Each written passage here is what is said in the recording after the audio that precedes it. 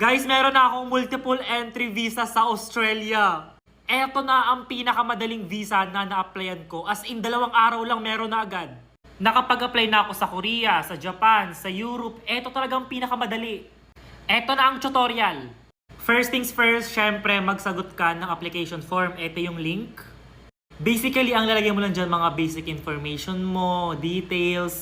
If may mga hotels or activities kayo na ibubuk sa Klook, you can use my code HamiliaKlook para mabigyan ka pa ng discount. Gamitin mo yan pag magta-travel ka, a must-have. And guys, so far, ito yung mga travel documents na pinasa ko. Sa family register, wala ako dyan kasi mag-isa lang naman ako nagta-travel at wala akong bibisitahin doon. Ewan ko kung yun, paki-comment na lang kung hindi. Eto naman sa other documents, pwede kayo dito mag-submit ng cover letter in case na may kulang kayo sa ibang documents na nasa baba. Pero sa case ko, wala naman kasi complete ko naman. Sa tingin ko, complete naman. First is the evidence of the financial status or funding for visit. Dito, nagpasa ako ng ITR, nagpasa ako ng bank statement for 3 months, tapos bank cert. Tapos, if empleyado kayo, maglagay din kayo ng payslips, mga ganon.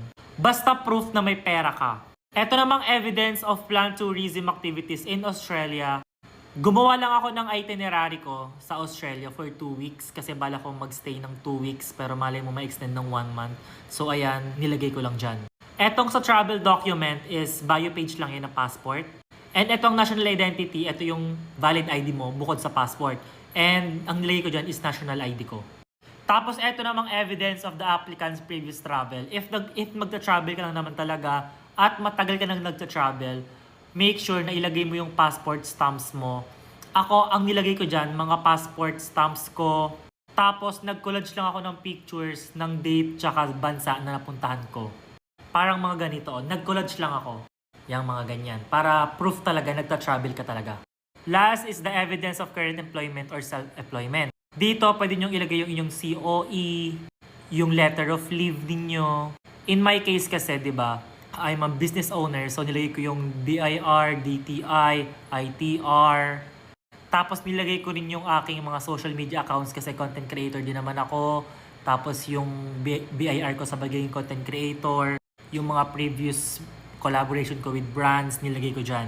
And after mo sagutan, magbabayad ka ng 185 AUD Australian dollars. Mga 7,600 plus yun, ganun. After noon, mag-proceed ka na sa pagpapaschedule sa VFS ng biometrics.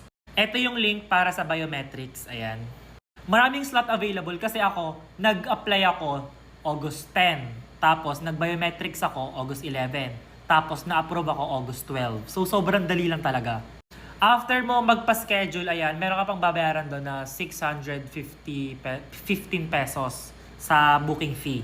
Tapos bawal cellphone, bawal electronics. So if may kasama ka, ipaiwan mo na lang. Kapag appointment date nyo na, pupunta kayo dito sa Circuit Corporate Center 2. Tips lang na medyo agahan ninyo. Mga 15 minutes, 20 minutes before. Ang dinala ko lang sa biometrics guys ay passport, application form page, tsaka appointment confirmation. Ay yung 3 lang. Pinirin ko lang yon tapos passport. Tas ayun lang, hindi mo na kailangang isurrender yung passport mo, di ba? Tas sa ibang case guys, minutes lang meron na. Pero sa akin, inabot pa ng kinabukasan. So, ayun lang. Sobrang dali lang be. Sobrang basic.